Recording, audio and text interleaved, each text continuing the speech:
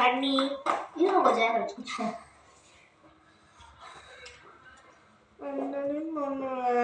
இவ்வளோ கொடுத்துருக்காங்க காரம். உங்களுக்கு தக்காளி வாயில் வச்சு வாயில் வைக்காத. ஓகே வாயில் வைக்காத. ஓகே இங்கே வச்சுட்டு போ. இங்கே வச்சுட்டு போ.